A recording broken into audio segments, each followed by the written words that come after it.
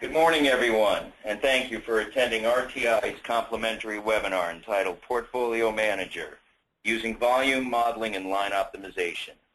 My name is Todd Doreen, and I am Head of Marketing and Business Development here at RTI Research. Before I turn today's presentation over to our two presenters, let me give you a little background on them first. Susan Collin is a Senior Vice President here at RTI and a well-known marketing research professional in the industry. Sue has 25 years of experience in market research, directing Fortune 500 consumer packaged goods and financial service clients on research, design, and analytics. Sue pursues her interest in education and training by annually presenting at CASRO Project Directors Workshops, as well as conducting webinars for her clients and industry organizations.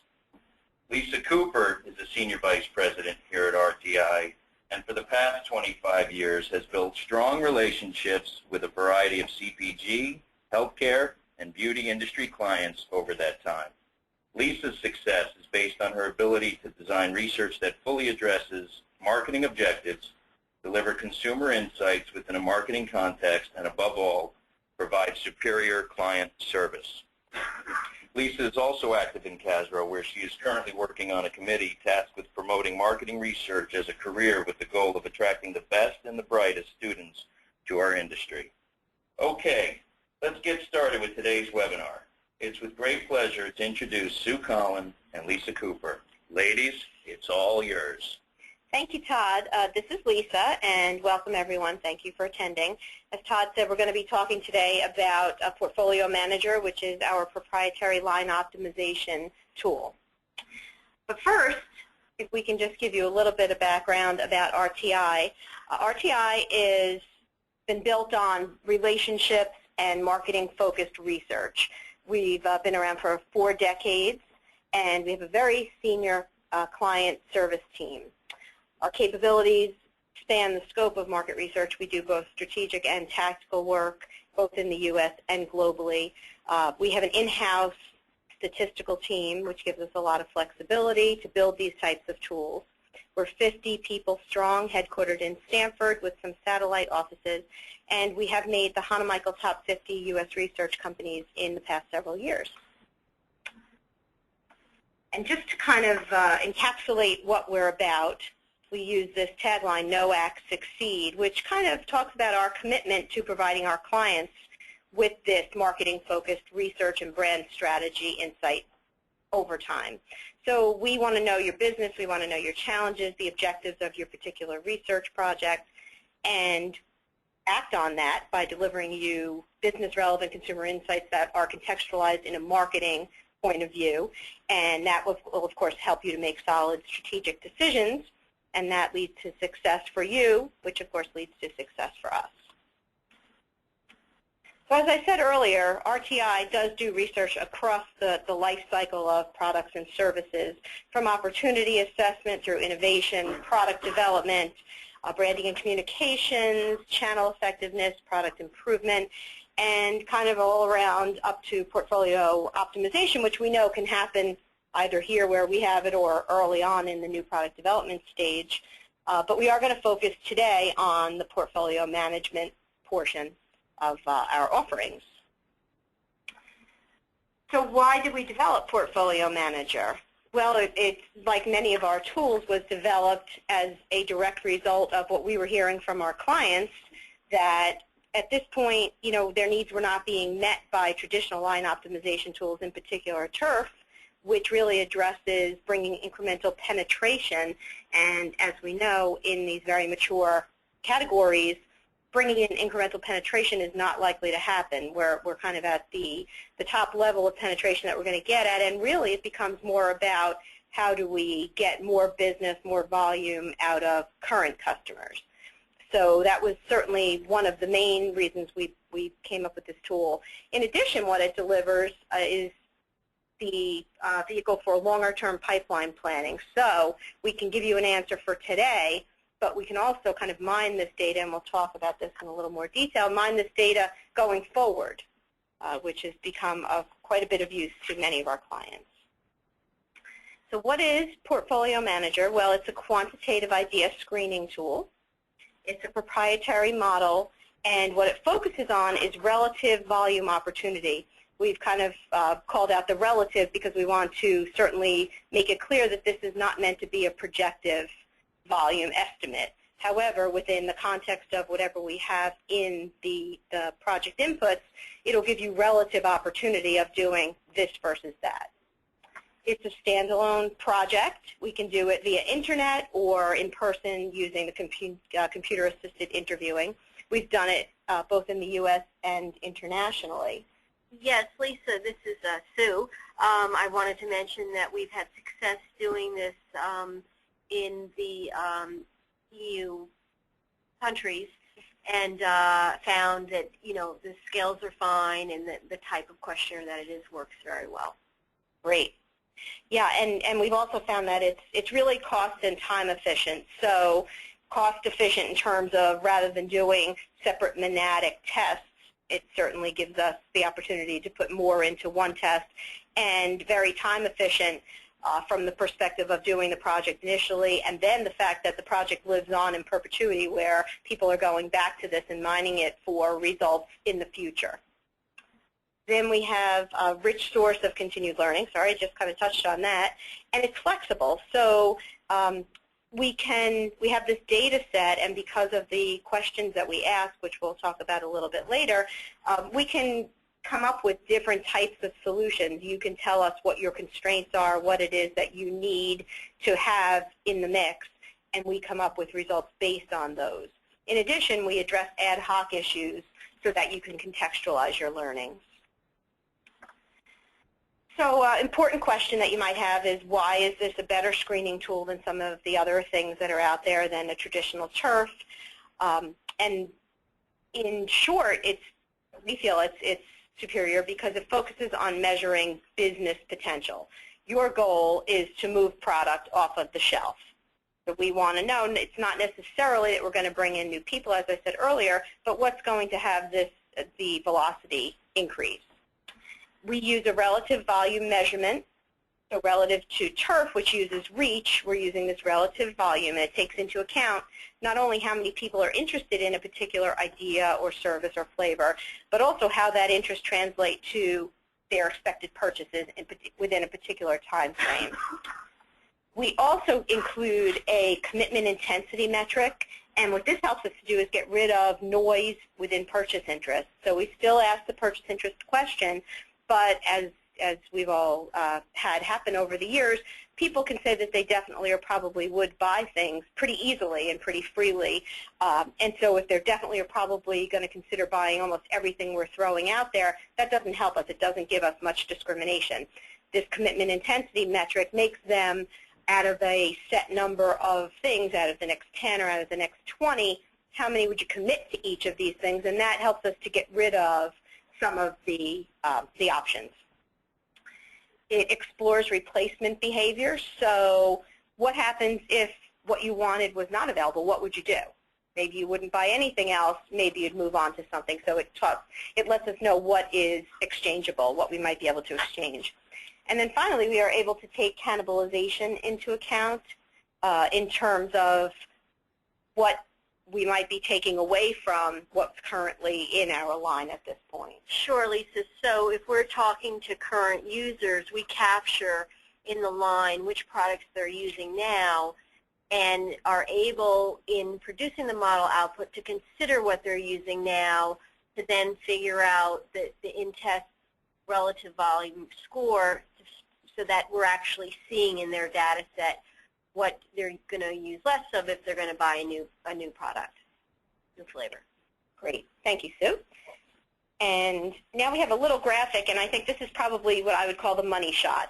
So the power of using a relative volume-based solution is kind of shown here, where if we are looking at perhaps taking our current line and adding new flavors based on bringing new people in or increasing penetration, the TURF would probably tell you to stop at bringing in like 4 or 5 new items. However, if we look at the volume metric, what we've found is that we're able to go well beyond that in terms of bringing in incremental volume. So it's not always about penetration. And finally, just kind of briefly what the inputs are, just so you have a sense of the kinds of questions that we ask to get at these outputs. We ask for the current variety purchase, so among people who are currently users of our category or our brand, what are they doing now? Then future purchase interest in both the current and the new varieties, and often we'll include pricing in this. Then a constant sun allocation, which I mentioned helps us to measure the commitment intensity, get rid of that PI noise. Expected purchasing number of units if everything they wanted was available, and then the replacement behavior question. So if what you wanted was not available, what would you do? And all of this outputs the relative volume opportunity score. I just wanted to add something, Lisa. Even though we have specific questions that we need to ask to do our modeling, these kinds of studies, as others, are very flexible, that we can ask other questions, normally on related topics or otherwise, at the end, as long as it's not interrupting the flow of what we need to capture. There's just one other thing I wanted to mention, and you alluded to this at the beginning, about the whole idea that it's a relative score that we come out with within the test. And part of that is that, this is very different than a true volumetric type of output. Why? We're showing them many, many things. I mean, it's not uncommon for us to show people 45, 50 things. And so what we're doing is we're assuming 100% awareness, as if everything's out there now. We're assuming equal visibility on the shelf, same number of shelf facings, same, no special promotion. So we're treating everything equal, and obviously in a standard forecasting situation, that wouldn't be the case. I just wanted to mention that. Right. And again, speaks to the fact that this is really an idea screening. Like you said, there are 40 or 50 things. We're trying to get that down to the top 5 or 6 that you might want to focus on, and at that point you would look at true forecasts. Right. So Sue, I'm going to hand it over to you, and we'll go to some more details. Thanks, Lisa. Let's talk briefly about some of the business applications of this tool, and I think they're going to make sense to most people that are listening. Like with any screening tool, some people will use Portfolio Manager for reconfiguring the line as it is. It could be subline expansion. You might have some kind of snack bar now that has certain types of ingredients and positioning, and perhaps you're going to use that name but come out with a slightly different line, so it's a new subline opportunity. There are certainly retailer challenges, a la Shopper Insights, so we can help with that. Short-term promotions, either ideas within the test that do fairly well but not the top. They may still be on the table to do with in and outs, and certainly in this study you could ask those in and out ideas, if they're seasonal, you can frame them that way and ask them separately.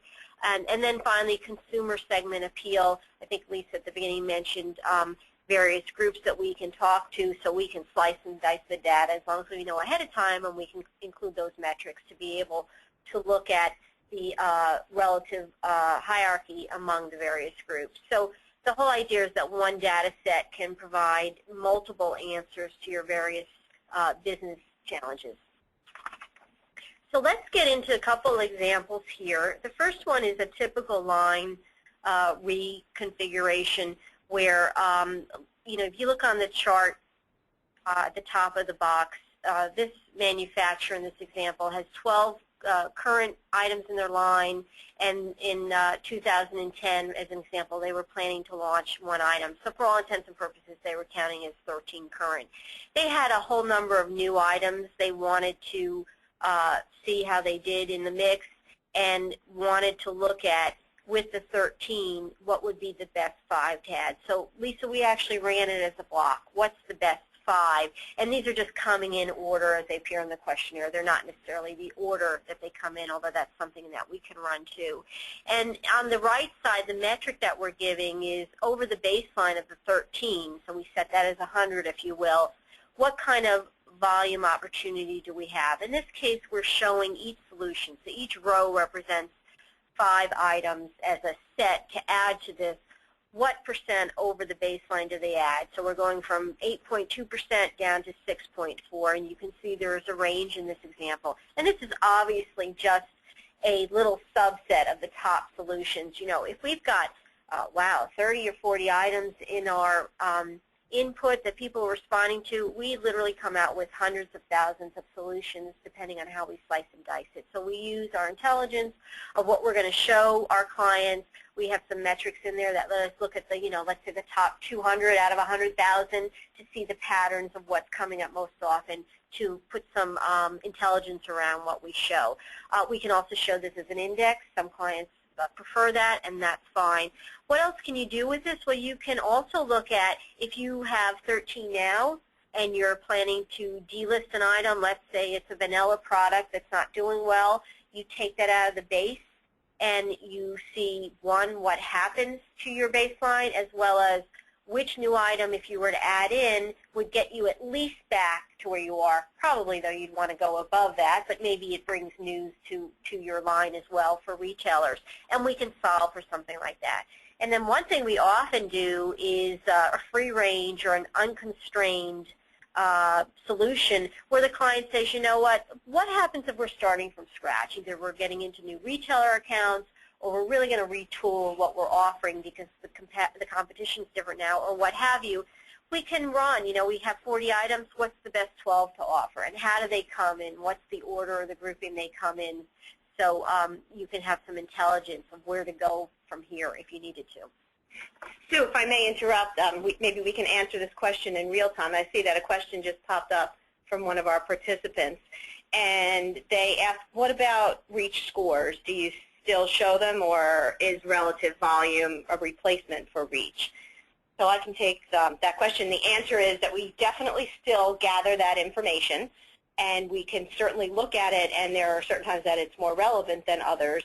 So if we're talking again about a very mature category and we're talking about current brand users, perhaps reach is not the most important thing, but if we're talking about a new product line, then certainly, the first 2, 3, 4, as you add them, you are going to be bringing new people into the line. So we definitely always gather the information and look at it as appropriate. Right, and it also depends on the business team. So if you were talking to category users, they may want to look at both the reach metric and the relative volume opportunity. Often we find we decide on a case-by-case basis with the client. So we're going to go to the next example, which would be for subline expansion. So let's say here we have a client who has a line of supplements, and they're trying to, off of that, create some sublines, in this case an energy, heart health, and joint health. And they want to solve for the best 7 to have out in the market. So some of the questions our clients might ask is, what's the best way to introduce this? Which subline family offers the greatest volume potential? Maybe we'll just come out with one to start and then build off of there. It may be that it's some combination that could make sense. For instance, if energy supplements were very big now, that maybe our manufacturer client would want to start with more of those and a couple of the others to just wet their toes, if you will.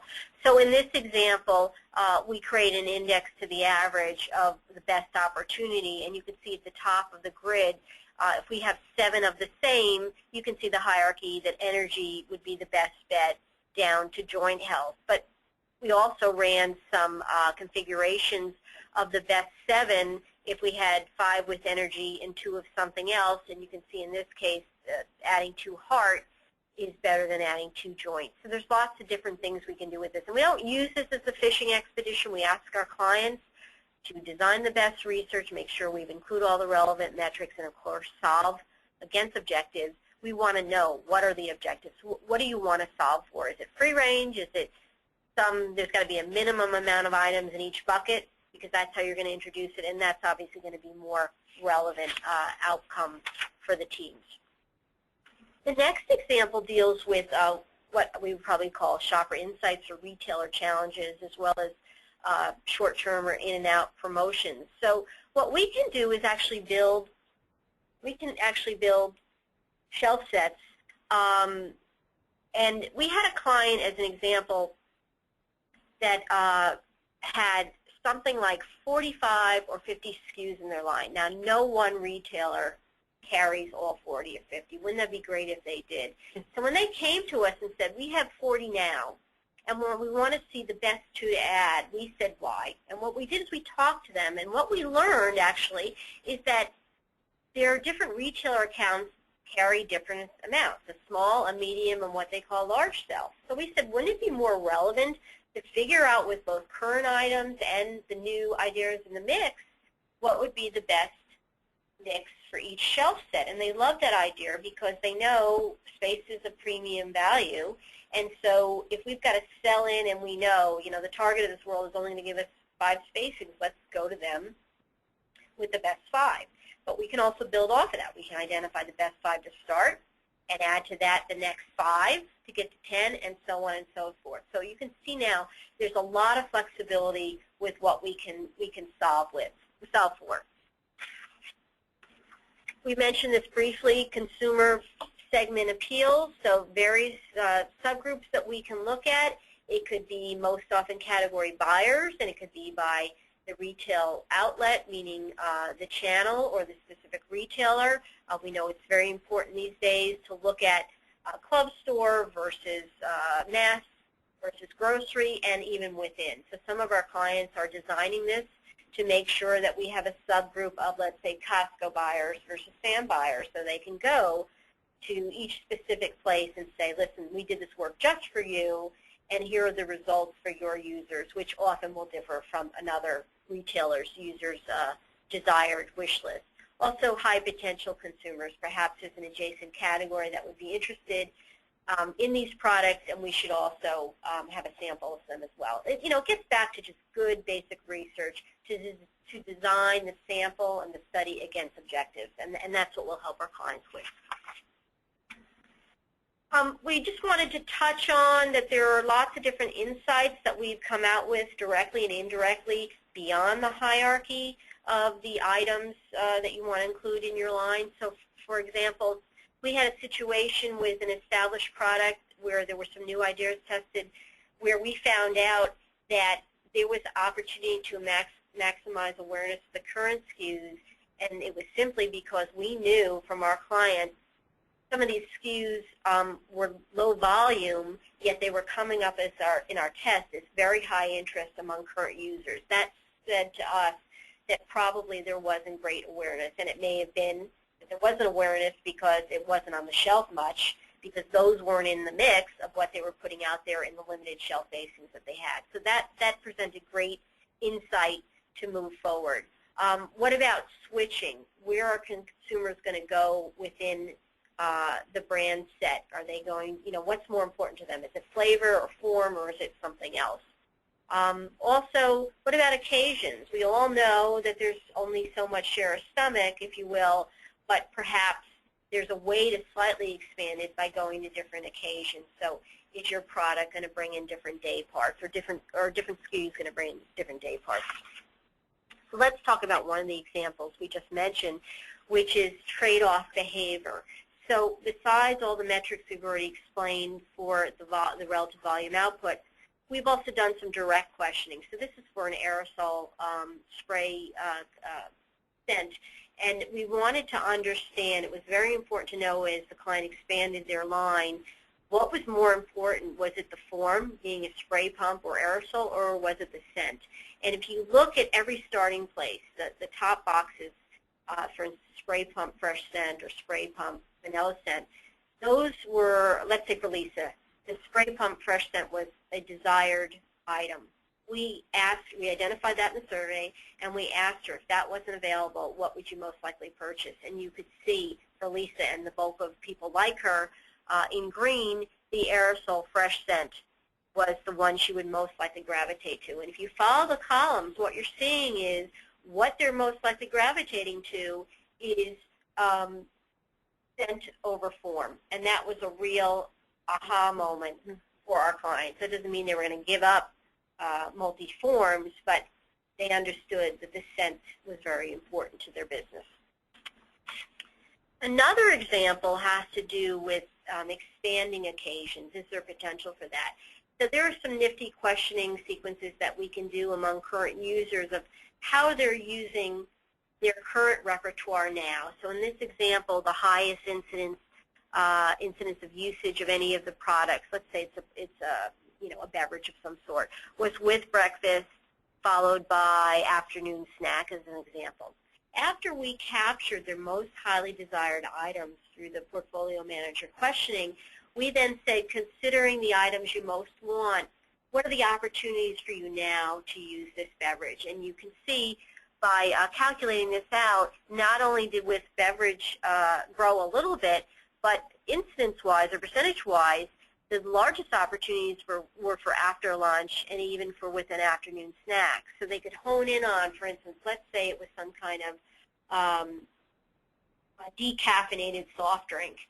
There was opportunity to get afternoon snack usage for that, although one would think people would want caffeine in the afternoon. So maybe that wasn't a great example, but you can get the point of what I'm trying to say. Yeah, and so the other thing that I kind of wanted to bring in here is to circle back to that grid we showed where we had several different alternatives of groups of 5 that we could add to a current line, is if there are some ties there or some things where we're not, we say, geez, all these 3 or 4 different alternatives are equally give us equal opportunity, then this might be some kind of tiebreaker where you'd say, oh, you know what, but if we went with this line of +5, this would really increase that afternoon usage, which we see as an opportunity. So they are separate questioning, but a lot of times we see that there's interrelation, and we can cross those analyses and answer additional questions. And that would be very important, Lisa, if you knew, for example, that your competition really owned the afternoon snack time occasion, that if you could find something to compete against them, that would be terrific. Yeah.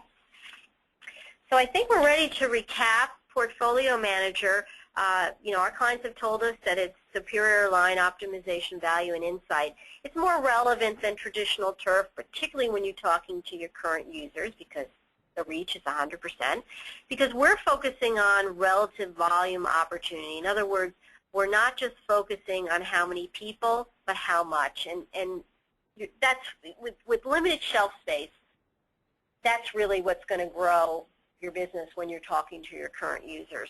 Also, there's multiple business applications, powerful cost and time efficiencies, as we've explained. There's a rich source of consumer learning. We talked about in here, obviously, the Portfolio Manager information is the primary output, but there's lots of secondary information, whether it's tied into that or separate occasions, profiling by subgroups, and then there's the ability to go through adding other kinds of things beyond the idea of screening. And I just want to mention the longevity again, that our clients will often come back and, if I may say, milk the pipeline. It's there to use, it's theirs, and look at, what, the reality of 2011 is so different than 2010. Can we rerun it and take out the products with peanut flavoring because allergies are, crazy, and we don't want to have as many of those on our line. And we can rerun that and give them a new solution for the new year. Estimated pricing. These are ad hoc, custom studies, so the pricing, as with other studies, largely depends on who's the incidence of the target consumers, what's the length of the interview. It really depends on how many items are in the study. Do we have to massage the modeling or the questioning to get at some special objectives that our client has, and any ad hoc questions, and then the complexity and the number of line solutions desired. Is it simply I want to know the best 5 to launch, or is it a whole list of various solutions that would obviously impact the time in running the models and analyzing? So typically, Portfolio Manager can be somewhere in the range of about 30% over a typical line opt or turf study, and it would include all the models that are identified in the proposal.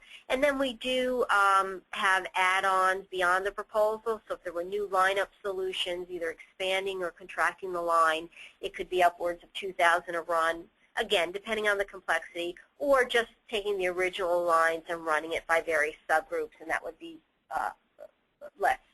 Right, so what I wanted to kind of point out here was when you talk about running new lineup solutions, that kind of ties back to what you were just saying. Your client calls you in 2011 about a project that they've already paid for in 2010, and it's only going to cost them now, rather than doing a whole nother project for that whole amount, another $2,000 or $4,000 to run several new solutions. Exactly.